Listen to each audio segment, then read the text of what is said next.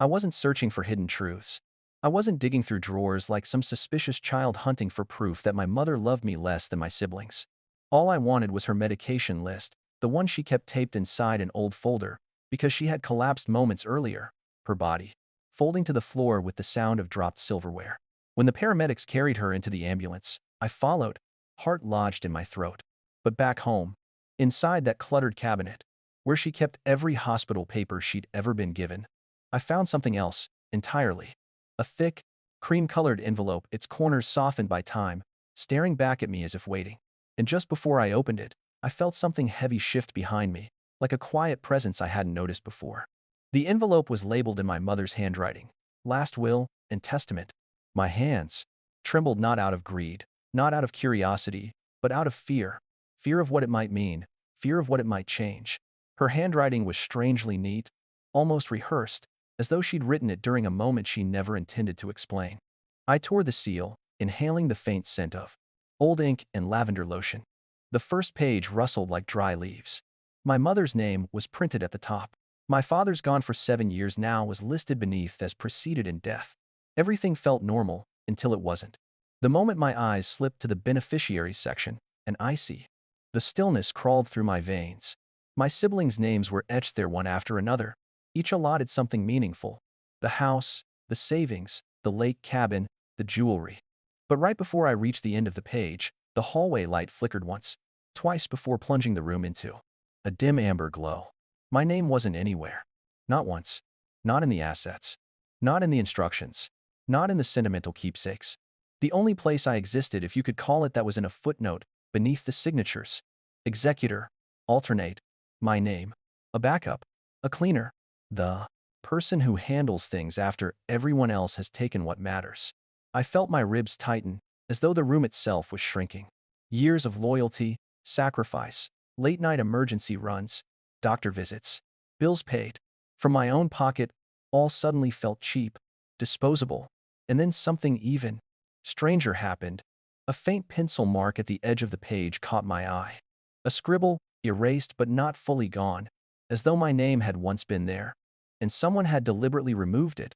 The sound of something dropping in the living room snapped my head up. A soft thud. Too heavy to be the cat. Too deliberate to be random.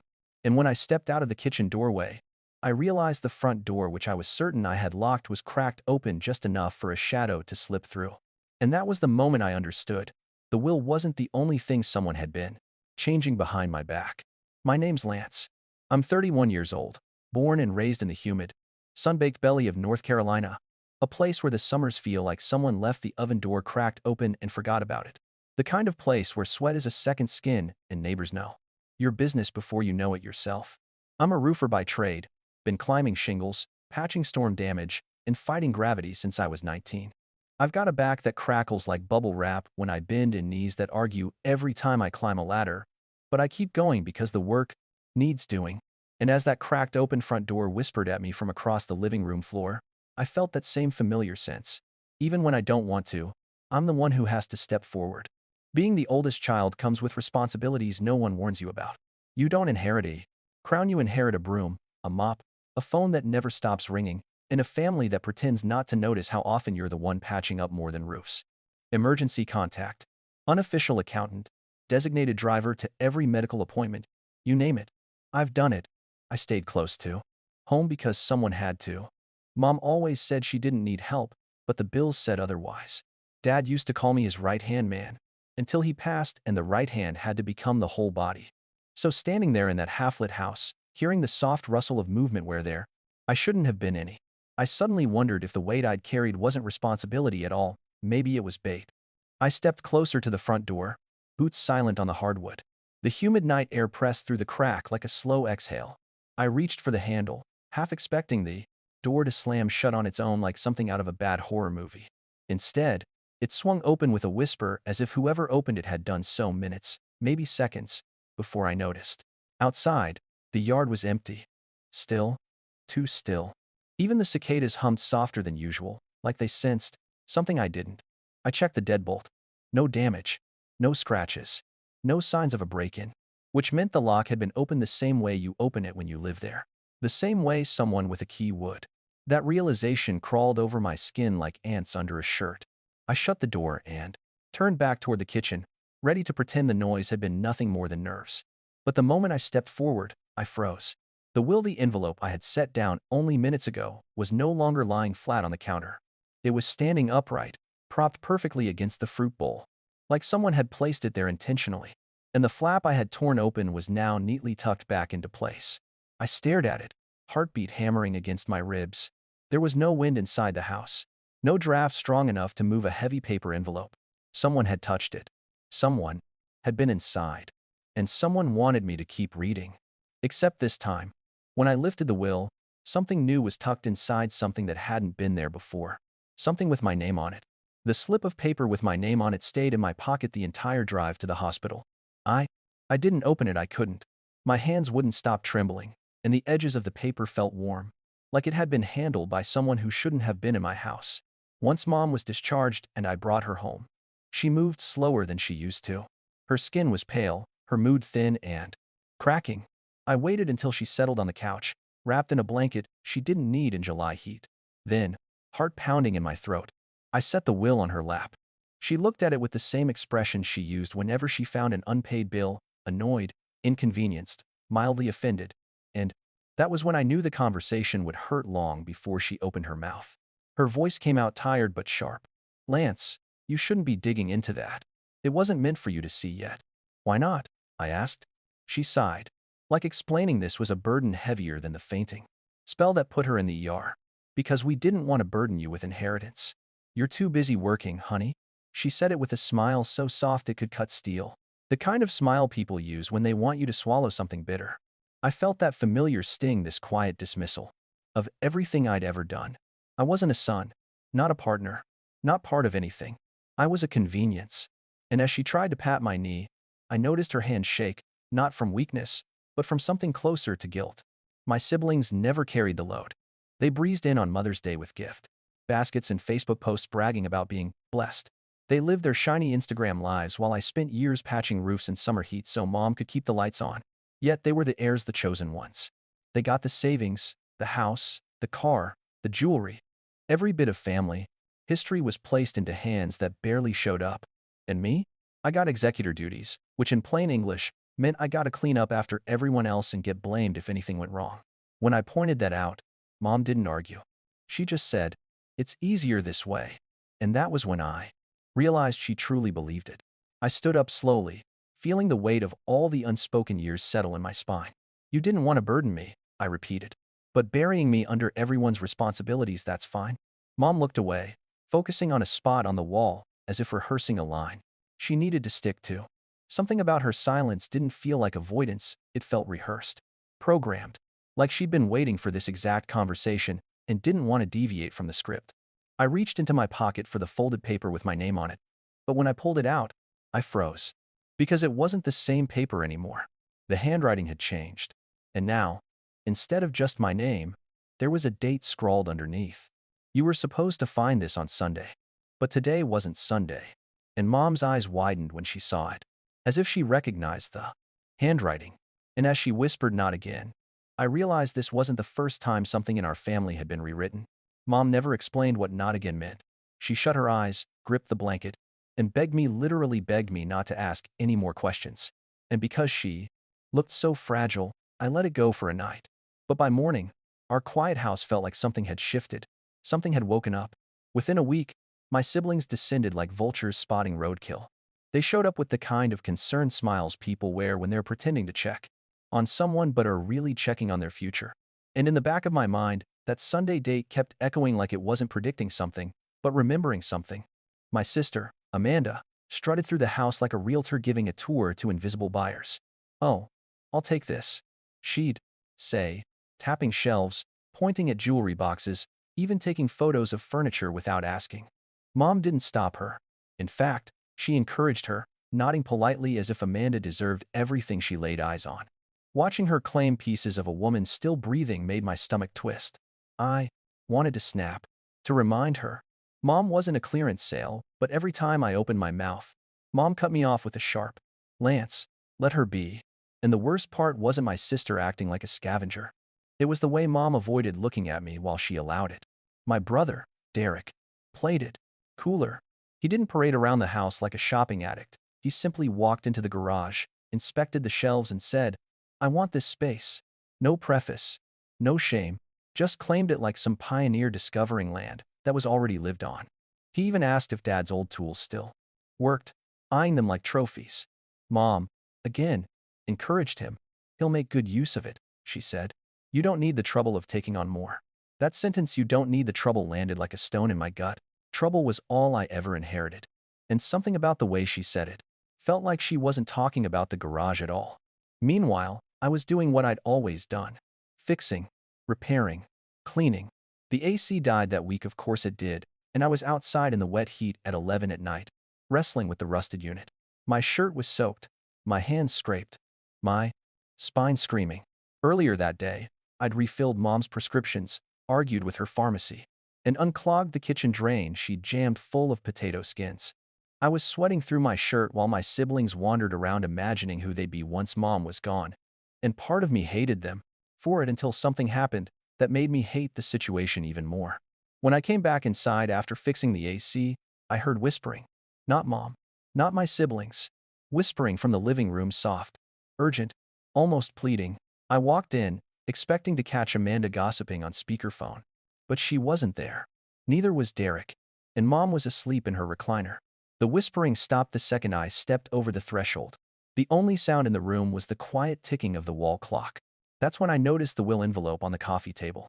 It had been moved again, and this time, the flap was sealed shut, with a fresh layer of tape. I reached for it, and realized the handwriting on the front had changed again. I couldn't shake the image of the will, sealed shut again. Fresh tape, fresh handwriting, fresh secrets. It sat on the coffee table like a living thing, refusing to stay still. That night, I barely slept. My brain kept replaying Mom's terrified whisper. Not again. Again? How many times had these papers changed? How many versions had existed before I found the one meant for Sunday? The next evening, when I stepped outside to clear my head, the sun was sliding low across the street, turning the asphalt orange. That's when old Mr. Henderson waved me over from his porch, leaning on his cane like he'd been waiting for me. And the look in his eyes told me he wasn't making small talk. He squinted at me, taking a long breath as if choosing his words with surgical precision. "Son," he said, "I've been meaning to ask something. Your mama doing okay?" I shrugged, unsure how much to admit. "Trying to," I said. "It's been rough." He nodded slowly, sighing through his teeth. "Well, she's been telling folks you hardly come around anymore. Told the church ladies you moved on with your life. Said she barely sees you these days." His voice dipped, like he expected the news to shock me. It didn't shock me. It cracked something inside me wide open. I nearly laughed. Not the funny kind, a sound sharp enough to cut skin. "Barely visit?" I said. "Mr. Henderson, I'm over here every day." He blinked, confused. So I laid it out.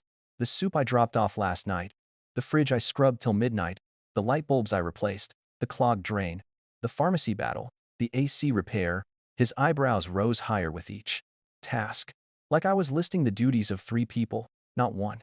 He shook his head slowly, muttering, "Well, she sure ain't telling folks that." And that's when it clicked. Mom wasn't just lying. She was rewriting. She had crafted a narrative where she was abandoned, overlooked, neglected, a tragic victim with 2 golden children and 1 ghost son.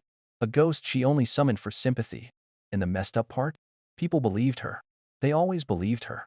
Growing up, anytime something went wrong, broken vase, missed payment, late appointment, Mom had a way of shifting reality just enough to make herself the wounded party.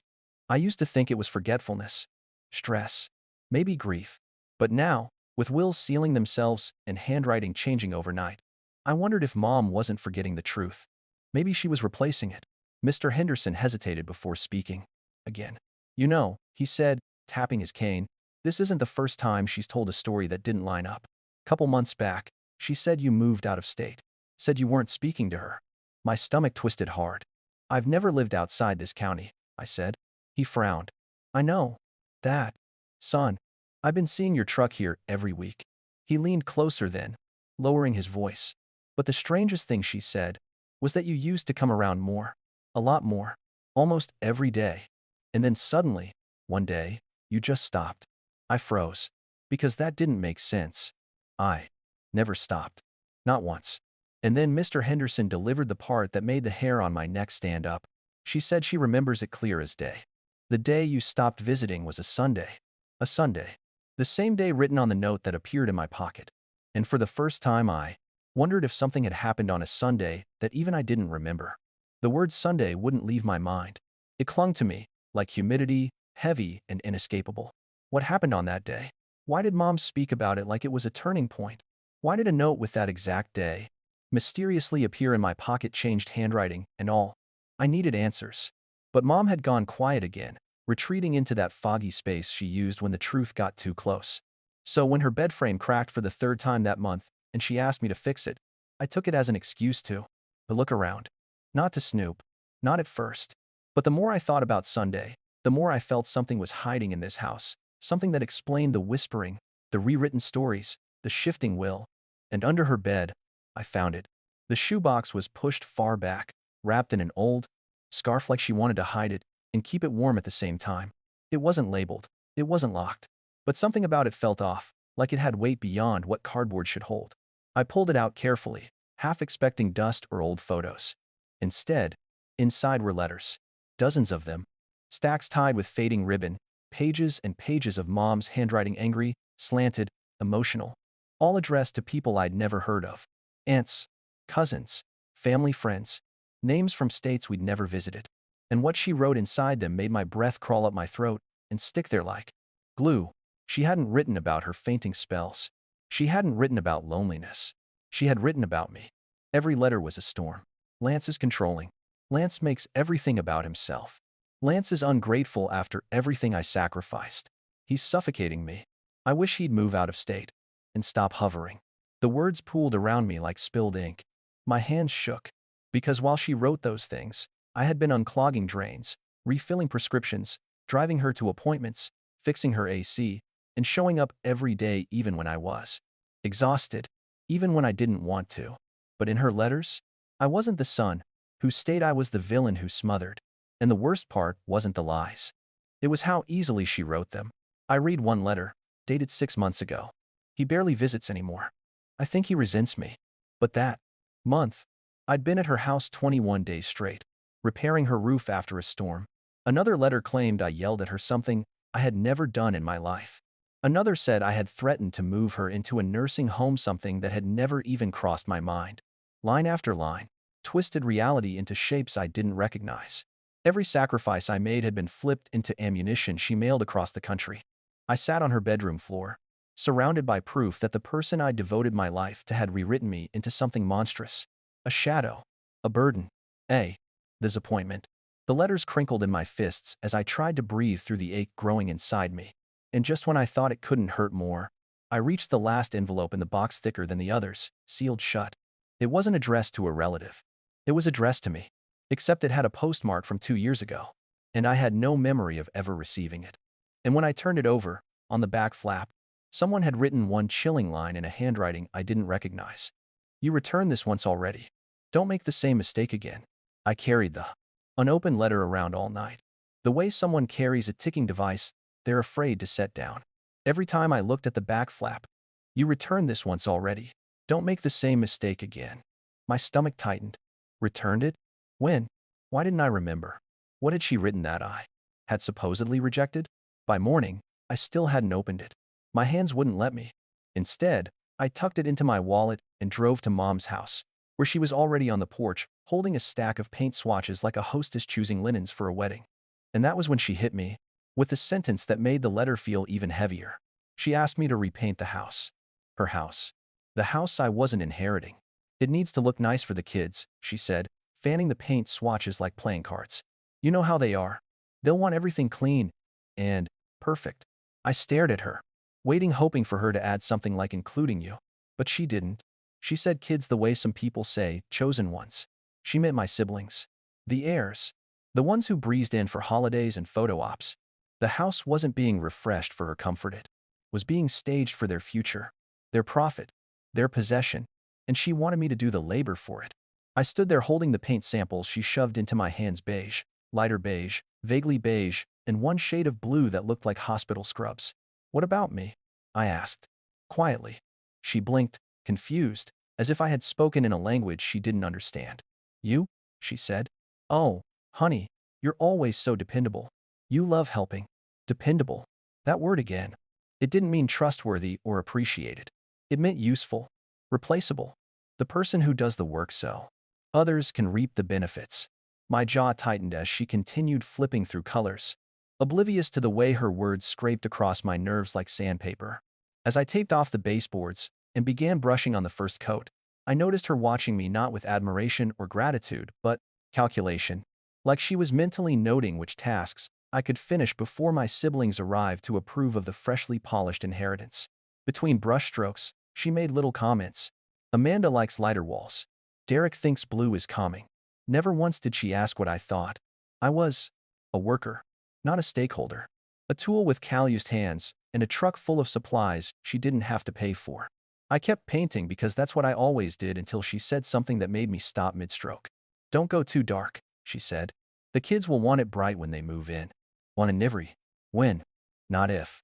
Not maybe. When? I lowered the brush slowly, paint dripping onto the tarp. Mom, I said, voice cracking. Why are you doing all this for them? What about me? She looked genuinely puzzled, as if the answer were obvious. Sweetheart, this house is for them. Not you. You don't need it. You're independent. Independent.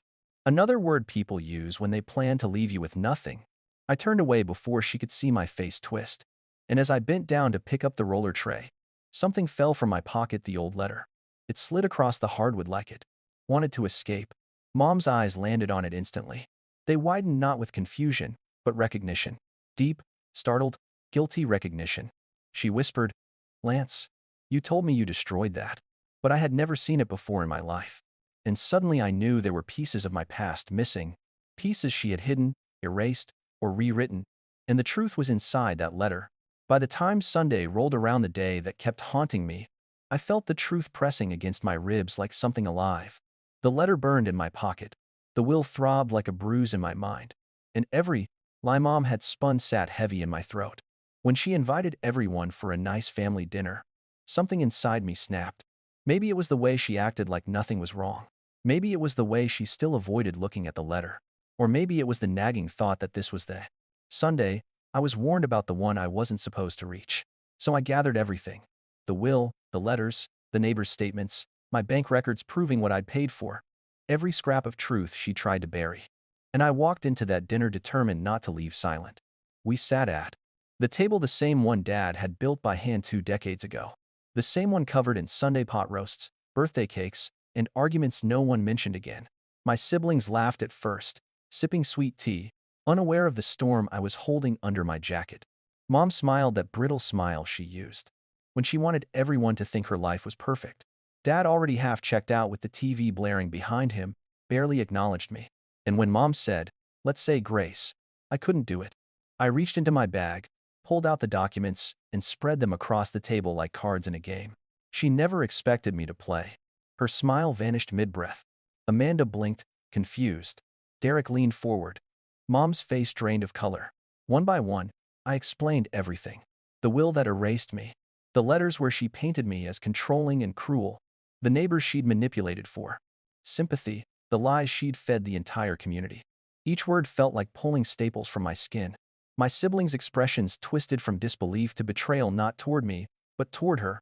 For the first time, they realized they weren't just beneficiaries, they were characters in her performance. When I revealed the letter she claimed I destroyed, Amanda actually gasped. Mom's hands trembled, but not from guilt. They trembled from fear of exposure. Then the tears came. Not quiet, remorseful tears. Loud, dramatic, shaking sobs, the kind that drew sympathy from anyone who didn't know. Why would you do this to me? She wailed. Why would you humiliate me like this? In front of my children? As if I wasn't sitting right there. As if I wasn't one of them. Dad finally looked up from his chair and snapped. Stop being dramatic, Lance.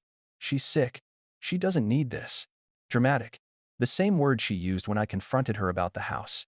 The same word people use when they want the truth to go away. The room turned cold. Derek reached across the table, grabbed the stack of letters, and tried to tear them in half. as if destroying the evidence would reset the entire evening. But Amanda snatched them from him, eyes wide. "No," she whispered.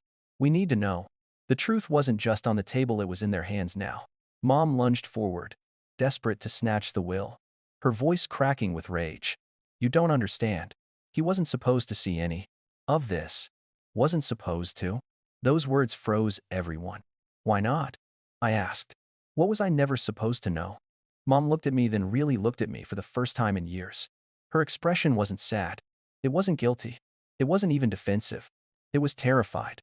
And in a trembling whisper, she finally said the line that shattered the last piece of the world I thought I understood.